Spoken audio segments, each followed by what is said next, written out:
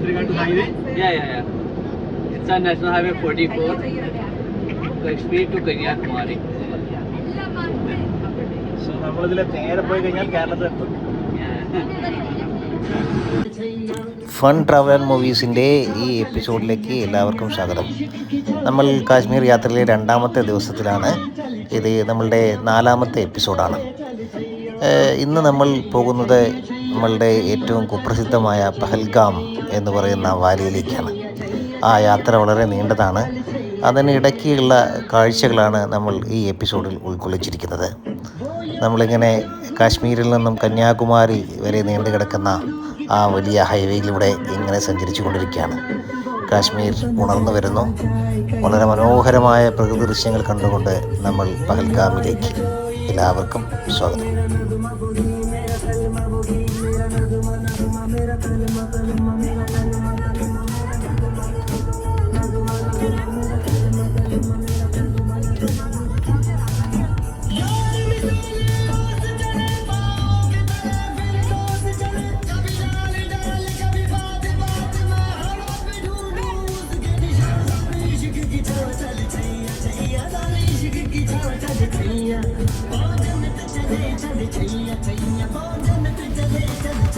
രാവിലെ തന്നെ ചയ്യ ചയ്യ എന്ന പാട്ടാണ് ഈ സർബായി വെച്ചിരിക്കുന്നത്. അതുകൊണ്ട് തന്നെ എല്ലാവരും ഒന്ന് ചലിച്ചു തുടങ്ങി. നല്ല ഡാൻസിനുള്ളൊരു മൂഡുണ്ട്. സ്ഥലം മാത്രമാണ് ഇല്ലാത്തത്. അങ്ങനെ കളിച്ചുകൊണ്ട് രസിച്ചുകൊണ്ട് ഈ യാത്ര മുന്നോട്ട്.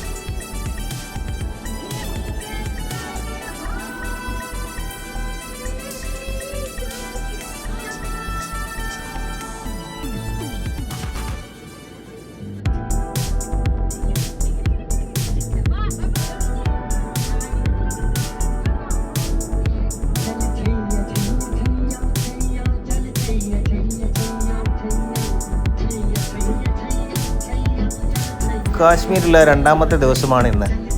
നമ്മൾ അതിരാവിലെ തന്നെ യാത്ര പുറപ്പെട്ടു. ഇന്ന് നമ്മൾ പോകുന്നത് പഹൽഗാമിലേക്കാണ്.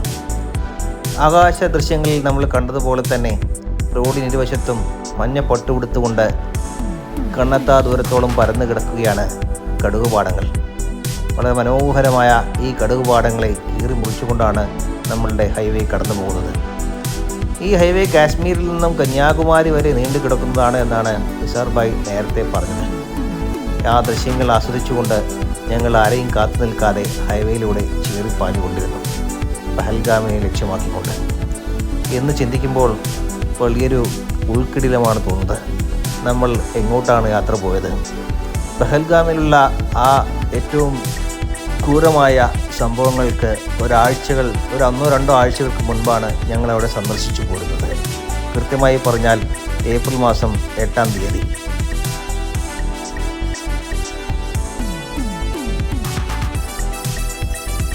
കാശ്മീരിൽ ശാന്തിയും സമാധാനവുമാണെന്ന് വിശ്വസിച്ചുകൊണ്ടും നിസാർ ഭായിയെ പോലുള്ള ആളുകളുടെ വാക്കുകൾ വിശ്വസിച്ചുകൊണ്ടും ആയിരക്കണക്കിന് ടൂറിസ്റ്റുകളാണ് കാശ്മീരിലേക്ക് വന്നുകൊണ്ടിരിക്കുന്നത്. നമ്മളെ ഇവിടെ എന്തെങ്കിലും അപകടം പതിയിരിക്കുന്നുവോ എന്ന് പോലും ചിന്തിക്കാതെ ഇതിൻ്റെ വന്യമായ മനോഹാരിതയിൽ ലയിച്ചു ചേരുന്നതിന് വേണ്ടി ആയിരക്കണക്കിന് ആളുകളാണ് ആ സമയം കാശ്മീരിലേക്ക് വന്നുകൊണ്ടിരുന്നത്. ഞാൻ ഇപ്പോഴും ഓർക്കുന്നു, നമ്മൾ യാത്ര ചെയ്ത വിമാനത്തിൽ ഒരു സീറ്റ് പോലും ഒഴിവുണ്ടായിരുന്നില്ല. അത്രയധികം ടൂറിസ്റ്റുകളായിരുന്നു അന്ന് അവിടേക്ക് വന്നുകൊണ്ടിരുന്നത്. പക്ഷേ ആഴ്ചകൾക്ക് ശേഷം പഹൽഗാമിൽ എന്തൊക്കെയാണ് സംഭവിച്ചിരിക്കുന്നത് എന്ന് അതിനെക്കുറിച്ച് ഓർക്കുന്നത് പോലും എനിക്ക് ഭയാനകമായി തോന്നുകയാണ്.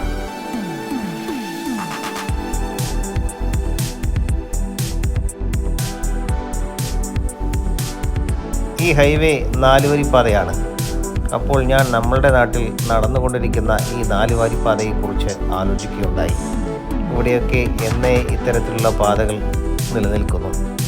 ഒരു വശത്തുകൂടി മാത്രം വാഹനങ്ങൾ ചീറിപ്പായുന്ന 4 വരിപ്പാതകൾ. ഒരു രാജ്യത്തിൻ്റെ ഡെവലപ്മെൻറ്റിനെ, ഇൻഫ്രാസ്ട്രക്ചറിൻ്റെ ഡെവലപ്മെൻറ്റ് എത്രത്തോളം പ്രാധാന്യമർഹിക്കുന്നതാണ് എന്ന് ഇത് വ്യക്തമാക്കുന്നതാണ്. നമ്മളങ്ങനെ കടന്നുപോയിക്കൊണ്ടിരിക്കുമ്പോൾ നിസാർ ഭായ് അപ്പുറത്ത് ചില കാഴ്ചകൾ ഞങ്ങൾക്ക് ചൂണ്ടിക്കാണിച്ചു തന്നു. ഈ കാണുന്ന കെട്ടിടത്തിന് മുകളിലൊക്കെ ഉണക്കാനിട്ടിരിക്കുന്നത് ബാറ്റുകളാണ്. ക്രിക്കറ്റ് ബാറ്റുകൾ നിർമ്മിക്കുന്ന ഇടമാണ് എന്ന് പ്രത്യേകമായി നിസാർ ഭായ് ചൂണ്ടിക്കാണിച്ചു തന്നു. മിക്കവാറും കെട്ടിടങ്ങളുടെ മുകളിലൊക്കെ ഇത്തരത്തിൽ മരത്തിൻ്റെ ബാറ്റുകൾ ഉണ്ടാക്കി ഉണക്കാനിട്ടിരിക്കുന്നത് ഞങ്ങൾക്ക് കാണാൻ സാധിച്ചതാണ്.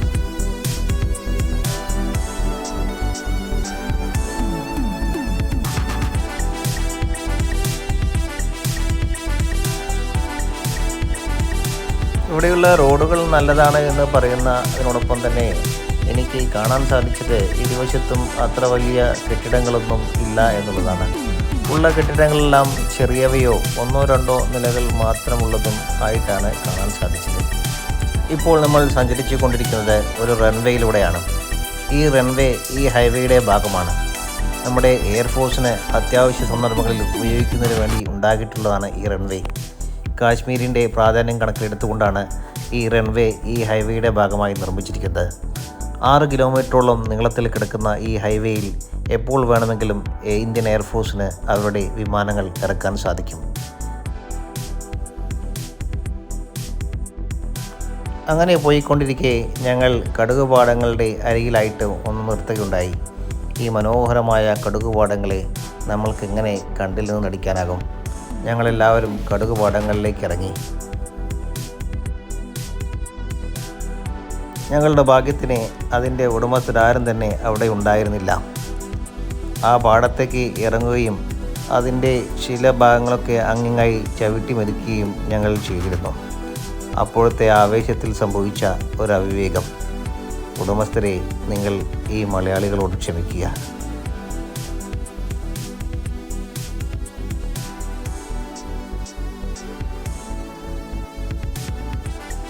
അങ്ങനെ ഞങ്ങൾ കടുകുപാടങ്ങളിലേക്ക് ഇറങ്ങുകയും അവിടെ വെച്ച് ഫോട്ടോഷൂട്ട് നടത്തുകയും ചെയ്തപ്പോഴാണ് ഇങ്ങ് കേരളത്തിൽ നമ്മൾ ഗുണ്ടൽപേട്ടിലേക്ക് പോകുന്ന വഴിക്ക് കാണുന്ന സൂര്യകാന്തി പാടങ്ങളെക്കുറിച്ച് ഞാൻ ഓർത്തത്.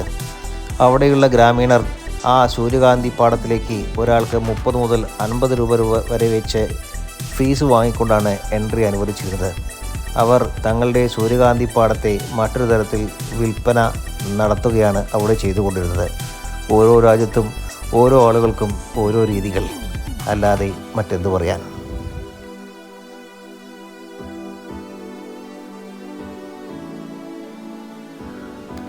അനുവാദം ചോദിക്കാതെ കടന്നു ചെന്ന ഈ അതിഥികളെ കാശ്മീരിലുള്ള കടുകുപാടങ്ങൾ പുഞ്ചിരിച്ചുകൊണ്ട് വരവേറ്റു. ആ കടുകുപാടങ്ങളെ നന്നായി ആസ്വദിച്ചുകൊണ്ടും അവിടെ വെച്ച് ഒരുപാട് ഫോട്ടോഷൂട്ടുകൾ നടത്തിക്കൊണ്ടും ഞങ്ങൾ അവയോട് വിട പറഞ്ഞു. കടുകുപാടങ്ങളെ വിട.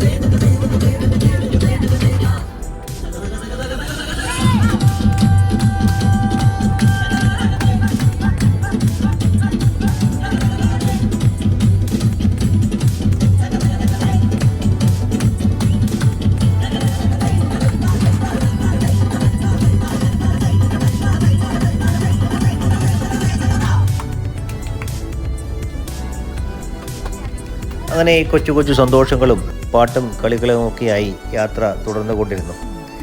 അങ്ങനെ യാത്ര മുന്നോട്ട് പോകുമ്പോഴാണ് ഇസാർ ഭായി പറഞ്ഞത്, കാശ്മീർ എന്ന് പറയുന്നത് പലതരത്തിലുള്ള സുഗന്ധദ്രവ്യങ്ങളുടെ കൂടി നാടാണ് എന്നുള്ളത്. ഇവിടെ സാഫ്രോൺ എന്ന് പറയുന്നത് വളരെ 100% വിശ്വസിച്ച് വാങ്ങാൻ പറ്റുന്ന സ്ഥലമാണ്. ഇവിടെ അത് സുലഭമായി ലഭിക്കുന്നതാണ്. വളരെ വിലപിടിപ്പുള്ള ഒരു സുഗന്ധദ്രവ്യമാണ് സാഫ്രോൺ അഥവാ കുങ്കുമപ്പൂ എന്ന് നമ്മളുടെ നാടുകളിൽ അറിയപ്പെടുന്നത്. കുങ്കുമപ്പൂ മാത്രമല്ല, ശിലാജിത്ത് എന്നറിയപ്പെടുന്ന ഒരു പ്രത്യേക തരത്തിലുള്ള കന്മദം എന്നൊക്കെ പല ആളുകളും പറയുന്നത് കേട്ടു. നമ്മളുടെ യൗവനം കാത്ത് സൂക്ഷിക്കുന്നതിന് ഉപയോഗപ്രദമായിട്ടുള്ള മരുന്ന് പോലെ ഉപയോഗിക്കാവുന്ന ഒരു സംഗതിയാണ് എന്ന് പറഞ്ഞുകൊണ്ട് അദ്ദേഹം പരിചയപ്പെടുത്തുകയുണ്ടായി. അതുപോലെ തന്നെ വാൽനട്ട്, അതുപോലെ തന്നെ വ്യത്യസ്തങ്ങളായിട്ടുള്ള ഡ്രൈ ഫ്രൂട്ട്സൊക്കെ വളരെ സുലഭമായും നമ്മളുടെ നാടിനെ അപേക്ഷിച്ചുകൊണ്ട് വളരെ വിലക്കുറവിലും ഇവിടെ ലഭിക്കുമെന്ന് പറഞ്ഞുകൊണ്ട് അദ്ദേഹം ഇങ്ങനെയുള്ള ഒരു കടയിലേക്ക് ഞങ്ങളെ നയിച്ചു.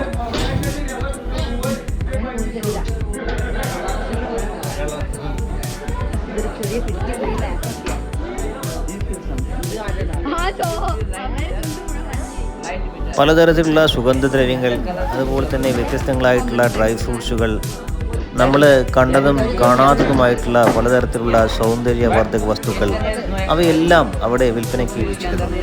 അവയുടെയൊക്കെ സാമ്പിൾ ഞങ്ങൾക്ക് നൽകുകയും അവ മണത്ത് നോക്കാനും രുചിച്ചു നോക്കാനും എല്ലാം തന്നുകൊണ്ട് അദ്ദേഹം ഞങ്ങളെ വാങ്ങുന്നതിന് വേണ്ടി പ്രചോദിപ്പിച്ചു കൊണ്ടിരുന്നു. അവിടെ ആ കട മുഴുവനും ഇത്തരത്തിലുള്ള പലതരത്തിലുള്ള വസ്തുക്കളെ കൊണ്ട് നിറച്ചു വെച്ചിരുന്നതാണ്. പക്ഷേ പിന്നീടാണ് ലാൽ ചൗക്ക് എന്ന് പറയുന്ന ഒരു നഗരത്തിലേക്ക് ഞങ്ങൾ എത്തിച്ചേരുന്നത്. അവിടെ വന്ന് അന്വേഷിച്ചപ്പോൾ നമ്മൾക്ക് മനസ്സിലായത്, നമ്മൾ ഇവിടെ കണ്ട എല്ലാ സാധനങ്ങൾക്കും അല്ലെങ്കിൽ എല്ലാ സാധനങ്ങളും ലാൽ ചൗക്കിൽ ഇതിനേക്കാൾ വിലക്കുറവിൽ നമ്മൾക്ക് ലഭ്യമാണ് എന്നുള്ളത്. പക്ഷേ അപ്പോഴേക്കും നമ്മളുടെ കൂടെ ഉണ്ടായിരുന്ന ആളുകളെല്ലാം അവയിൽ പലതും വാങ്ങിക്കഴിഞ്ഞിരുന്നതാണ്.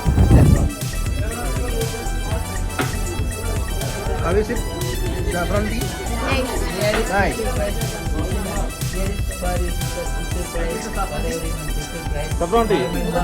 This is saffron, original saffron from Kashmiri. The organic. The organic. എല്ലാവരും കുടിച്ചുകൊണ്ടിരിക്കുന്നത് ചായയോ കാപ്പിയോ ഒന്നുമല്ല. ഇതാണ് കാശ്മീരി കാവ. ആദ്യമായിട്ടാണ് ജീവിതത്തിൽ കാശ്മീരി കാവ രുചിച്ചു നോക്കുന്നത്.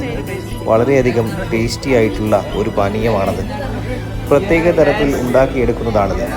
കാശ്മീരിലുടനീളം നമ്മൾക്ക് കാവ ലഭിക്കും. കാശ്മീരി കാവ എല്ലാവർക്കും അവിടെ പ്രിയങ്കരമാണ് എന്ന് എനിക്ക് മനസ്സിലാക്കാൻ സാധിച്ചു.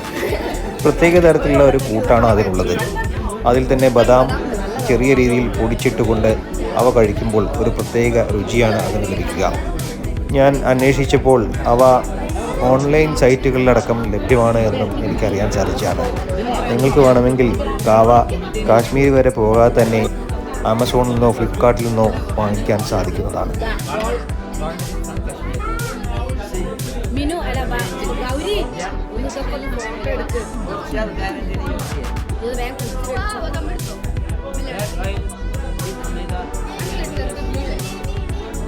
അമ്മേ നമ്മള് വീഡിയോ എടുക്കുന്ന അയച്ചേരണേ.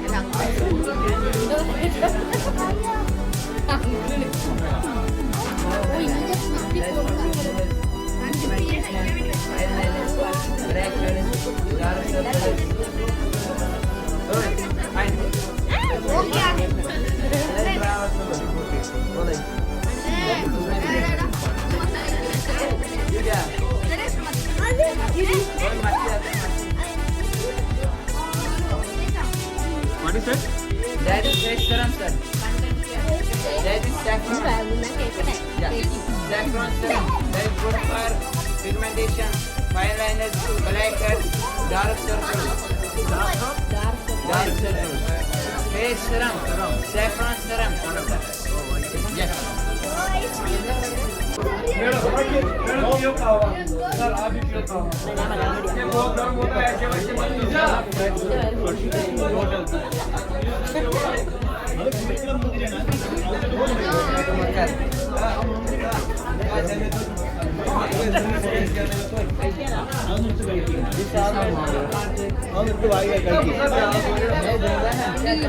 This one is 650.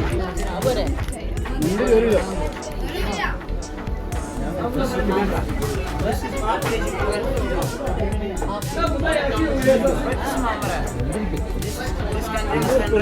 oil. ഇസാർ ബായിയുടെ വാക്ക് കേട്ടുകൊണ്ട് ആ കടയിൽ കയറിയ ഞങ്ങൾ ആ കാശ്മീരി കച്ചവടക്കാരൻ്റെ വാക്കുകളിൽ വീണുപോയി. അദ്ദേഹം ഞങ്ങൾക്ക് പലതരത്തിലുള്ള ഡ്രൈ ഫ്രൂട്ട്സുകളും അതുപോലെ തന്നെ കുങ്കുമപ്പൂവും ശിലാജിത്തുമടക്കം വിൽപ്പന നടത്തി. ഒരുപാട് പണത്തിനുള്ള കച്ചവടം നടത്തിയതിനു ശേഷം ആ കടയോടും ഉടമസ്ഥനോടും നന്ദി പറഞ്ഞുകൊണ്ട് ഞങ്ങൾ യാത്ര തുടർന്നു.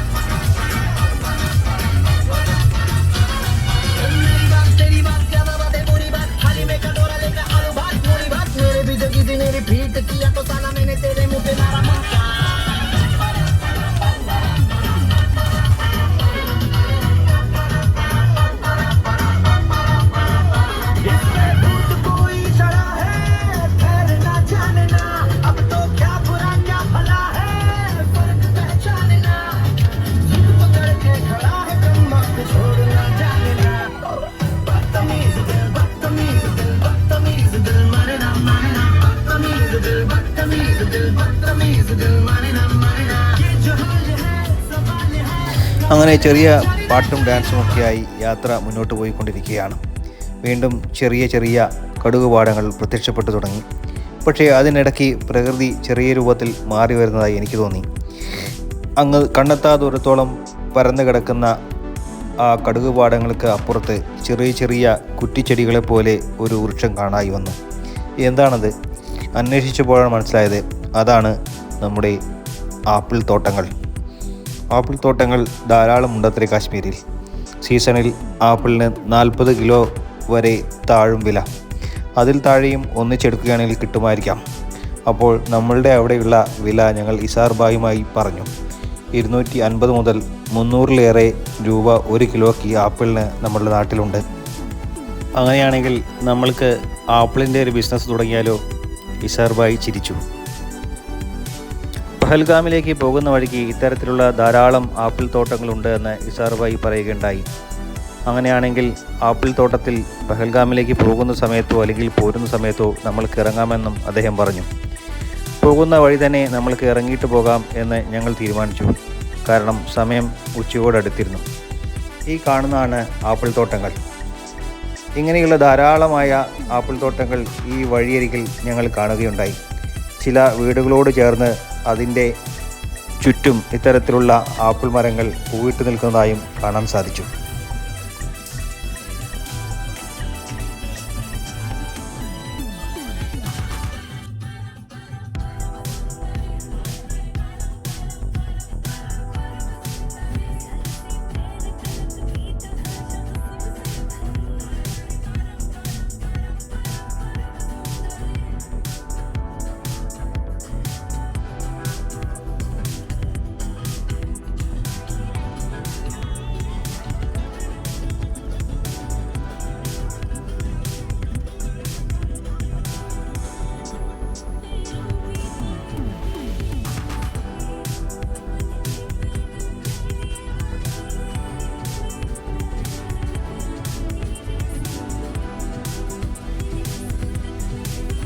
ആപ്പിൾ തോട്ടങ്ങളും അതിൻ്റെ കാഴ്ചകളും വർണ്ണാഭമായ മറ്റ് വിശേഷങ്ങളുമെല്ലാം അടുത്ത എപ്പിസോഡിൽ നമ്മൾക്ക് പങ്കുവയ്ക്കാമെന്നാണ് കരുതുന്നത്.